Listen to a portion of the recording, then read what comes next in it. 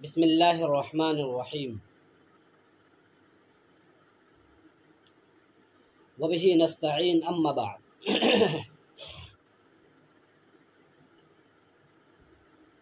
آج اسم منقوص اور اسم مقصور دونوں کا اعراب بتاؤں گا، اور عام طور سے پریشان کن مرحلہ آتا ہے اس وقت جب کہ اسم منقوص پر الف لام نہ آوے، تو ہم اس کو کس طرح پڑھیں گے۔ آج انشاءاللہ اس قسط میں آپ کو بتاؤں گا اور آسانی سے آپ سمجھ سکتے ہیں۔ اسم منقوص سے پہلے ہم یہ سمجھیں، یا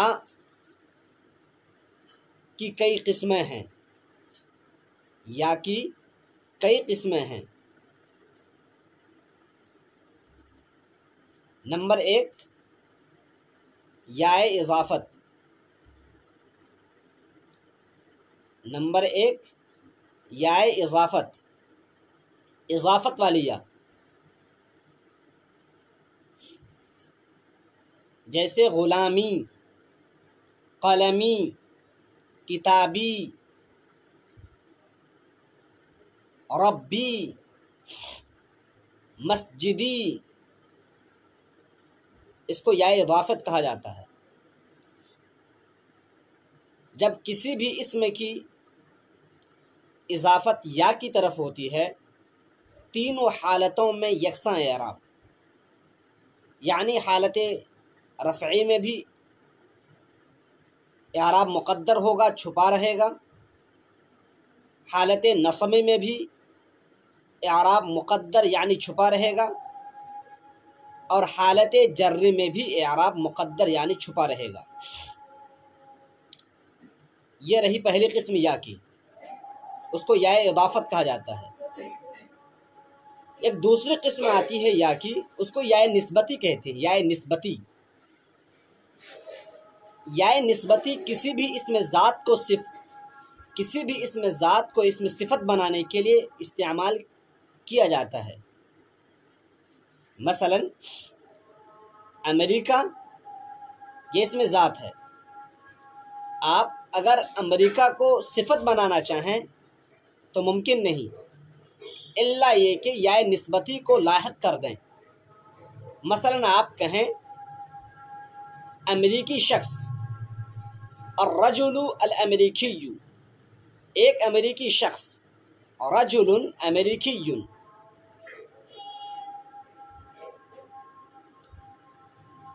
صرف یا نحو یہ اسم ذات ہے، اگر آپ چاہیں اس کو صفت بنانا تو ناممکن ہے، الا یہ کہ آپ یائے نسبتی کو لاحق کر دیں، یائے نسبتی جوڑ دیں۔ آپ کہیں ایک صرفی شخص، ایک نحو کا ماہر شخص، رجل نحوی، رجل صرفی، اس یا کو یائے نسبتی کہا جاتا ہے۔ مسجد نبوی، اس یا کو یائے نسبتی کہا جاتا ہے۔ یائے نسبتی کا جو اعراب ہوتا ہے، تینوں حالتوں میں اعراب ظاہر ہوتا ہے۔ حالت رفعی میں بھی اعراب کو آپ ظاہر کریں گے، حالت نصب میں بھی اعراب کو ظاہر کریں گے، حالت جر میں بھی اعراب کو ظاہر کریں گے۔ مثلا آپ کہیں جاء رجل امریکی، یہاں پر آپ کو اعراب ظاہر کرنا پڑے گا، یا کے اوپر اعراب لائیں گے، کیونکہ یہ یا نسبتی ہے۔ رأیت رجلا امریکیا، میں نے ایک امریکی شخص کو دیکھا، یہاں پر بھی یا کے اوپر نصب کو ظاہر کرنا پڑے گا، کیونکہ یہ یا نسبتی ہے۔ مررت برجل امریکی، یہاں پر یا کے نیچے زیر کو ظاہر کرنا پڑے گا۔ تو یا کی پہلی قسم ہے یائے اضافت، اضافت والی یا۔ جب کسی بھی اسم کی اضافت یا اضافت کی طرف کی جاتی ہے، کسی بھی اسم کی اضافت یا کی طرف کی جائے گی تو تینوں حالتوں میں اعراب کو مقدر مانیں گے، تینوں حالتوں میں اعراب کو مقدر مانیں گے، چھپائیں گے۔ اور یا کی جو دوسری قسم ہے وہ یا نسبتی ہے کہ تینوں حالتوں میں اعراب کو ظاہر کریں گے۔ میں نے مثال دیا آپ کو، جاء رجل امریکی، رأیت رجلا امریکیا، مررت برجل امریکی۔ ایک تیسری یا ہے وہ یا اصلی ہے، یا اصلی ہے۔ اس میں منقوص کے آخر میں جو یا آپ دیکھتے ہیں وہ یا اصلی ہوا کرتی ہے۔ جب کسی اسم کے آخر میں یا اصلی ہو تو ایسے موقع پر آپ حالت رفعی میں اعراب کو مقدر مانیں گے، حالت جری میں اعراب کو مقدر مانیں گے، اور حالت نصبی میں اعراب کو ظاہر کریں گے۔ جیسے جاء القاضی، رأیت القاضی، مررت بالقاضی۔ اس اسم کو سمجھنے کی تھوڑی ضرورت ہے۔ بسا اوقات ایسا ہوتا ہے کہ القاضی پر الف لام لائیں تو آپ پڑھیں گے القاضی، القاضی۔ جب قاضی پر الف لام لائیں گے تو القاضی پڑھیں گے، لیکن ہم قاضی کو نکرہ بنانا چاہتے ہیں تو اس کی کون سی شکل بنے گی؟ کیسی وہ کون سی شکل ہوگی نکرے کی؟ الف لام کو آپ ہٹا دیں تو کیا اس وقت بھی آپ قاضی پڑھیں گے؟ تو آپ تعلیل کی دنیا میں جائیں گے، تعلیل کی دنیا میں۔ دیکھیے قضا، قضا اصل میں قضایہ ہے، قضا اصل میں قضایہ ہے۔ قاعدہ نمبر 8 ہے، کتاب الصرف میں لکھا ہے کہ جو یا متحرک ما قبل مفتوح ہو اس یا کو الف سے بدل دیا جاتا ہے، قضا، قضا۔ یہاں پر ایک بات میں آپ کو اور بتا دوں، ایک ہے قضا اور ایک ہے دعا، بہت اہم بات ہے، بہت پوائنٹلی بات ہے۔ ایک ہے قضا اور ایک ہے دعا۔ آپ کیسے سمجھیں گے کہ قضا اصل میں قضایہ ہے اور دعا اصل میں دعوی ہے؟ آپ کیسے سمجھیں؟ آسان سا طریقہ ہے سمجھنے کا، وہ یہ کہ جس فعل کے آخر میں الف مدہ ہو، جس فعل کے آخر میں الف مدہ ہو تو سمجھ لیں کہ وہ الف واو سے بدل کر آیا ہے۔ جیسے دعا، جیسے نما، نما ینمو نمون، یہاں پر نون میم الف لکھا جاتا ہے، الف مدہ۔ اور جس فعل کے آخر میں الف مقصورہ ہو، الف مقصورہ کا مطلب ہوتا ہے کہ یا کے اوپر الف لکھا جائے، جس طریقے سے آپ موسیٰ لکھتے ہیں، تو جب الف مقصورہ ہوگا تو سمجھ لیں کہ وہاں پر الف یا سے بدل کر آیا ہے۔ تو دعا اصل میں دعوی، علامت یہ ہے کہ وہاں پر الف مدہ ہے۔ قضا اصل میں قضایا، علامت اور دلیل یہ ہے کہ یہاں پر الف مقصورہ ہے۔ تو جس فعل کے آخر میں الف مدہ ہو تو سمجھ لیں آپ کہ وہ الف واو سے بدل کر آیا ہے، اور جس فعل کے آخر میں یا مدہ یا مقصورہ ہو، الف مقصورہ ہو، تو سمجھ لیں کہ وہ الف یا سے بدل کر آیا ہے۔ تو آپ دعا کو جب اس میں فاعل بنائیں گے، قضا کو اس میں فاعل بنائیں گے تو فاعل کے وزن پر فاعل، فاعل، فا اس کے بعد الف، اس کے بعد عین، اس کے بعد لام، فاعل۔ فاعل میں الف زائد ہے، فاعل میں الف زائد ہے۔ فاعل آپ نے الف بڑھایا، فاعل، اور یاد رہے الف کے بعد عین کے نیچے زیر ہے، فاعل۔ آپ کسی کو بھی اس پر ڈھالیں، دعوی، قضایا، تو قضایا کو جب ڈھالیں گے آپ فاعل کے وزن پر تو جو الف یا سے بدل کر آیا ہے وہ الف اب یا کی شکل اختیار کر لے گا۔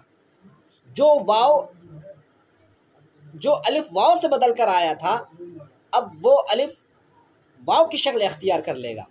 جیسے قاضی، قاضی، فاعل، فاعل، قاضی، فاعل، فاعل، قاضی، قاضی، فاعل، فا اس کے بعد الف، اس کے بعد عین، اس کے بعد لام، فاعل۔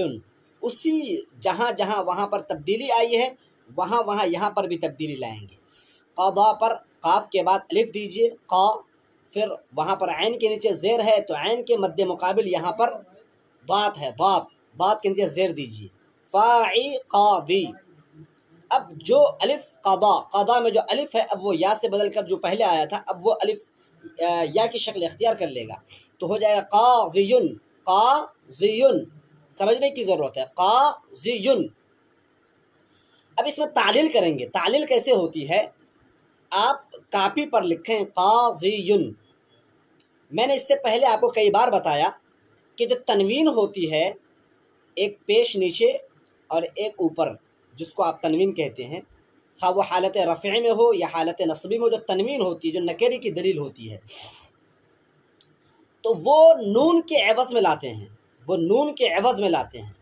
زیدن، آپ دال کے اوپر دو پیش لکھتے ہیں، اصل میں وہ نون کے ساتھ ہے، زیدن، زا یا دال نون، اصل میں زیدن ہے، وہ نون کو حذف کر دیا جاتا ہے اور اس نون کے عوض میں دال کے اوپر تنوین بڑھا دی جاتی ہے۔ اسی طریقے سے قاضیٌ، قاضیٌ جب آپ کاپی پر لکھیں گے، جب آپ کاپی پر لکھیں گے قاضیٌ، تو جب تعلیل کریں گے آپ تعلیل، تو تعلیل کے لیے لازم ہے کہ وہاں پر قاضیٌ یا کے اوپر جو پیش ہے اس پیش کو نون کی شکل دے دیں، قاضیٌ، نون کی شکل دیں آپ وہاں پر، قاضیٌ، یا کے بعد نون کو لکھنا پڑے گا تب تعلیل ہو سکتی ہے، تب تعلیل ممکن ہے۔ قاضیٌ، قاف الف ضاد یا کے اوپر جو دو پیش ہے ان میں سے ایک یعنی تنوین کو آپ نون کی شکل دے دیں، قاضیٌ۔ پھر تعلیل کیا ہوگی؟ قاضیٌ، قاضیٌ، یا پر ضمہ دشوار، یا پر ضمہ دشوار، ضمے کو حذف کر دیا گیا، یا ساکن، نون ساکن اجتماع ساکنین کی بنیاد پر یا کو حذف کر دیا گیا، اب ہو گیا قاضن، قاضن۔ جو نون آپ اب تلک دیکھ رہے ہیں جو تنوین کے بدلے میں، اب اس نون کو پھر تنوین کی شکل دے دیں گے، تو اب ضاد کے نیچے جو ہے تنوین لے آئیں گے، قاضن، قاضن، ضاد کے نیچے تنوین۔ یہ ہے اسم منقوص میں۔ اگر الف لام ہے، الف لام ہے اسم منقوص میں، تو آپ پڑھیں گے جاء القاضی، رأیت القاضی، مررت بالقاضی، یعنی حالت رفعی میں اور حالت جری میں اعراب کو چھپائیں گے، اور حالت نصبی میں جب وہ مفعول بنے گا یا کچھ بھی بنے، حالت نصبی میں اگر ہو تو وہاں پر اعراب کو ظاہر کریں گے، لیکن یہ اسی وقت ہے جب کہ آپ اس پر الف لام دیں، یہ شکل جاء القاضی، رأیت القاضی، مررت بالقاضی۔ لیکن جب آپ اس کو اگر نکرہ بنانا چاہتے ہیں تو نکرے میں پھر تعلیل کرنی پڑے گی، تعلیل کی شکل میں نے آپ کو بتا دی، جاء قاضٍ، رأیت قاضیًا، مررت بقاضٍ۔ اسی طریقے سے اس میں مقصور ہے، اس میں مقصور الفتح، الفتح، جاء الفتح، اس میں مقصور کے تینوں حالتوں میں، جس کے بھی آخر میں الف مقصورہ ہو یعنی یا کے اوپر الف ہو، تینوں حالتوں میں جاء الفتح، رأیت الفتح، تینوں حالتوں میں اعراب کو چھپائیں گے، اعراب کو چھپائیں گے، اعراب ظاہر نہیں کر سکتے ہیں کیونکہ الف پر اعراب ظاہر نہیں ہوتا ہے۔ جاء الفتح، رأیت الفتح، مررت بالفتح، یہ شکل ہوتی ہے۔ جب الف لام لائیں گے تو الفتح، الفتح، الفتح کہیں گے، جب الف لام کو ہٹا دیں گے آپ تو اس کو پڑھیں گے جاء فتن، رأیت فتن، مررت بفتن، معنن، معنن، معنن۔ کتاب ہدایت النحو میں لکھا ہے اللفظ وضع، الکلمۃ لفظ وضع لمعنى مفرد، لمعنى مفرد، وہاں پر دیکھیے آپ الکلمۃ لفظ وضع لمعنى مفرد، عام طور سے طلبہ معنیون کرتے ہیں یا معنن کرتے ہیں جو غلط ہے، ہمیشہ یاد رکھیں الف مقصورہ، الف مقصورہ پر سے اگر الف لام کو ہٹاتے ہیں تو اس پر دو زبر دیں گے، دو زبر، فتن، معنن۔ آج اتنی رکھیں، اسم منقوص اور اسم مقصور، جب اسم منقوص پر الف لام لائیں گے تو حالت رفعی میں اور حالت جری میں اعراب کو مقدر مانیں گے، اور جب اس سے الف لام کو ہٹا دیں گے تو آپ تعلیل کریں گے، تعلیل کی شکل میں نے بتا دی، اور اس کی مثال ہے جاء قاضٍ، رأیت قاضیًا، مررت بقاضٍ۔